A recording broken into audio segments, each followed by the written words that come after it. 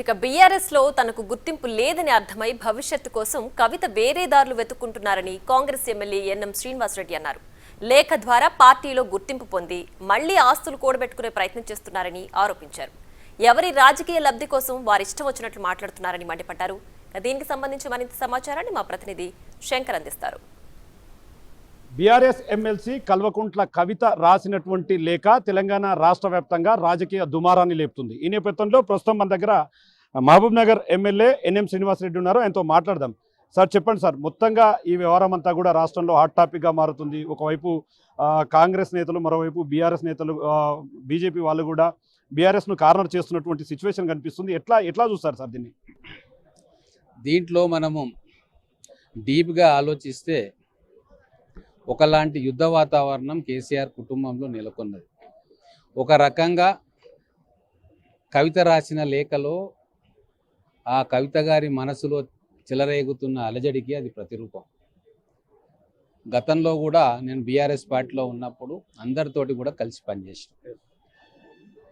So ఈరోజు సమాజంలో ఆడబిడ్డలను తక్కువగా చూడడము, వాళ్ళ టాలెంట్ను తక్కువ చేసి చూడడము, ఒక అబ్బాయి ఒక అమ్మాయి ఒక కుటుంబంలో ఉంటే అమ్మాయిని తక్కువ చేసి అబ్బాయిని పెంచే కార్యక్రమం సొంత తల్లిదండ్రులే చేయడం, ఇవన్నీ కూడా గమనిస్తూ ఉన్నాం. ఇది కల్వకుంట్ల కుటుంబానికి కూడా వర్తిస్తుంది, ప్రతి కుటుంబానికి వర్తిస్తుంది, వారికి కూడా వర్తిస్తుంది.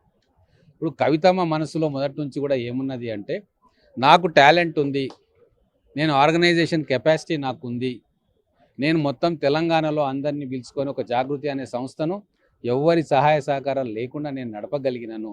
అయినా సరే నాకు తగిన ప్రోత్సాహం మా తండ్రి ఇస్తలేడు, నా అభివృద్ధికి మా అన్న మా తండ్రి గారు అడ్డం పడుతూ ఉన్నారు అనే ఒక ఆలోచన కానీ ఒక అంతర్మథనం కానీ ఆమెలో ఎన్నో రోజుల నుంచి నడుస్తూ ఉన్నట్టుగా నాకు అర్థమవుతా ఉంది.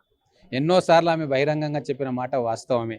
కేటీఆర్ కంటే నాకే ఎక్కువ టాలెంట్ ఉంది, అయినా సరే నా టాలెంట్ను మా తండ్రి గుర్తించట్లేదు, బీఆర్ఎస్ను నడిపే కెపాసిటీ నాకున్నా నన్ను పూర్తిగా సైడ్ లైన్ చేశారు అనే ఒక బాధ ఆమెలో చాలా స్పష్టంగా ఎన్నో రోజుల నుంచి ఉంది. ఇంకో విషయం ఏంటంటే, ఇప్పుడు కేసీఆర్ గారి ఆరోగ్యం కూడా అంతంత మాత్రమే. గతంలో పార్టీ పెట్టినప్పుడు ఉన్న చలాకితనము చురుకుతనము కానీ వయసు రీత్యా ఆరోగ్య రీత్యా ఇప్పుడు లేదు. వారు మళ్ళీ పబ్లిక్లోకి వచ్చి విస్తృతంగా పర్యటనలు చేసి మళ్ళీ బీఆర్ఎస్ పార్టీని అధికారంలోకి తీసుకొచ్చే సత్తా కానీ మెంటల్ అబిలిటీ కానీ స్టెబిలిటీ కానీ లేదని చెప్పి కుటుంబ సభ్యులకు అర్థమయ్యే ఉంటుంది. అందుకే ఒకవైపు కేటీఆర్ ఆ పార్టీని మొత్తం కంట్రోల్ తీసుకొని నేను ప్రెసిడెంట్ కావాలని పావులు కదుపుతుంటే, కేటీఆర్ ప్రెసిడెంట్ అయితే నేను పూర్తిగా అనగదొక్కబడతా, నాకు పొలిటికల్ లైఫే ఉండదు అన్న ఆలోచనతోటి ఇప్పటి నుంచే స్వతంత్రంగా నేను ఎదగాలే, నా దారి నేను ఏర్పాటు చేసుకోవాలన్న ఆలోచన ఒక ఆడబిడ్డగా కవితమ్మ చేసుకోవడంలో ఎటువంటి తప్పు కూడా లేదు. ఖచ్చితంగా ఇది కుటుంబ సమస్యనే. బీఆర్ఎస్ పార్టీ అనేది నాకు తెలిసి నా రాజకీయ పరిజ్ఞానంలో మళ్ళీ లేవదు. కాబట్టి ఆ కుటుంబంలో వారసత్వం కోసం, పార్టీలో వారసత్వం కోసం, కొన్ని ఇండ్లలో జరిగే వారసత్వ పోరు ఎట్లయితే ఉంటుందో ఇది కూడా పార్టీ కోసం, పార్టీలో ఉన్న నిధుల కోసం, తర్వాత సంపాదన కోసం జరుగుతుంది. ఇది అన్నా చెల్లెళ్ళ మధ్యలో జరుగుతున్న ఒక వైవిధ్యభరితమైన ఉత్కంఠభరితమైన పోరుగానే నేను చూస్తాను. అంటే ఒకవైపు కేంద్ర మంత్రి ఉన్నటువంటి బండి సంజయ్ కూడా ఆ యొక్క కవిత రాసినటువంటి లేఖ కాంగ్రెస్ వదిలినటువంటి బాణానికి సంబంధించినటువంటి ఓటీటీ డ్రామా అంటూ కూడా ఆయన ఒక ట్వీట్ చేశారు. దాన్ని ఎట్లా చూస్తారు? ఇప్పుడు రాజకీయంగా ఎవరి అభిప్రాయాలు వాళ్ళకు ఉంటాయి, కానీ నేను చెప్పేది విశ్లేషణ ఏంది అంటే, బీఆర్ఎస్ పార్టీ పతనావస్థలోకి వస్తూ ఉంది కాబట్టి ఎవరి పొలిటికల్ కెరీర్ని వాళ్ళు పదిలపరచుకోవాలన్న దాంతో ఎవరి ఆలోచనల మేరకు వాళ్ళ దారులను వాళ్ళు వెతుక్కుంటూ ఉన్నారు. కవితకు బీఆర్ఎస్లో స్థానం ఉండదని చెప్పి ఆమెకు అర్థమైంది కాబట్టి నా స్థానం ఏందో తెలుసుకోవాలి, నేను స్వశక్తితోటి నిలబడగలిగే సత్తా నాకు ఉంది అని ఆమె నమ్ముతుంది కాబట్టి ఆమె బయటికి వెళ్ళి నేను నిలబడాలని కోరుకుంటా ఉంది. ఆమెకు బీఆర్ఎస్లో స్థానం ఇవ్వకూడదు అని చెప్పి వాళ్ళ అన్న కావచ్చు, తండ్రి కావచ్చు ఆమెను అనగదొక్కే ప్రయత్నం చేస్తున్నారని నాకు అనిపిస్తూ ఉంది. అంటే రాబోయే రోజుల్లో ఒకవైపు కాంగ్రెస్ బీఆర్ఎస్ పూర్తిగా విఫలమయ్యాయి, ఒకవైపు బీఆర్ఎస్ గతంలో పట్టించుకోకపోవడం వల్ల ఓడిపోయింది, ప్రస్తుతం కూడా కాంగ్రెస్ పనిలో ప్రజలు ఇబ్బంది పడుతున్నారు. రాబోయే రోజుల్లో బీజేపీ పార్టీ ఆల్టర్నేట్ ప్రజలకంటూ కూడా వాళ్ళు చెప్తూ వస్తున్నారు. బీజేపీ పార్టీ దాన్ని ఎట్లా చెప్తారు? బీజేపీ వాళ్ళు 1980 నుంచి మేమే ప్రత్యామ్నాయం అని చెప్పి చెప్పుకుంటూనే వస్తున్నారు. అయ్యిండ్రా, మేము కూడా దాంట్లోనే ఉంటిమి. బీజేపీ ప్రత్యామ్నాయం కావాలని చెప్పి కోరుకొని ప్రయత్నం చేసినాం, కానీ ప్రజల దృష్టి బీజేపీ వైపు లేదు.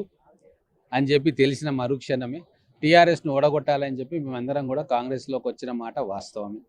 ప్రజలు బీజేపీని ఎప్పుడు ప్రత్యామ్నాయంగా ఆలోచిస్తారంటే వాళ్ళు ఇక్కడ బలీయమైన శక్తిగా ఎదిగి నాయకత్వాన్ని సంపాదించుకొని కార్యకర్తలను సంపాదించుకొని అన్ని లోకల్ బాడీస్లో స్థానిక సంస్థల ఎన్నికల్లో గెలుచుకొని ఒక్కొక్క మెట్టు ఎక్కుతున్న తర్వాతనే ప్రత్యామ్నాయంగా ఆలోచిస్తారు తప్ప టీవీ ఇంటర్వ్యూలలో వాళ్ళు ఇచ్చే మాటలకు స్టేట్మెంట్లకు వాళ్ళు ప్రత్యామ్నాయ స్థానంలోకి ఎదగరు. గ్రౌండ్లో పనిచేయాల్సి వస్తుంది. మరి ఆ గ్రౌండ్లో పనిచేసే కెపాసిటీ ఇప్పుడున్న బీజేపీ నాయకులకు ఉందా లేదా అనేది కాలమే నిర్ణయిస్తుంది. చూస్తున్న మొత్తంగా ఈ లేఖ వ్యవహారం అంతా కూడా కుటుంబ పాలనకు సంబంధించినటువంటి అంశంగా, అదేవిధంగా రాబోయే రోజుల్లో పూర్తి స్థాయిలో బీఆర్ఎస్ పార్టీకి మనుగడ ఉండదు, పార్టీలో తనకు పూర్తి స్థాయిలో గుర్తింపు తగ్గిపోవడం వల్లనే ఇదంతా కూడా జరుగుతూ వస్తుంది. బీజేపీ పార్టీ చెప్పినట్టుగా ఎక్కడ కూడా ప్రత్యామ్నాయ పార్టీగా బీజేపీ ఉండబోదు. రాబోయే రోజుల్లో కాంగ్రెస్ పార్టీ ప్రజలకు అందుబాటులో ఉంటుందని చెప్పి కూడా స్థానిక ఎమ్మెల్యే ఎన్ఎం శ్రీనివాసరెడ్డి చెప్తున్నటువంటి సిచ్యువేషన్ ఇక్కడ కనిపిస్తుంది. ఇది ఓవరాల్ ఇక్కడ update. Camera person Nageshwar Shankar, big TV, Mahabubnagar నుండి.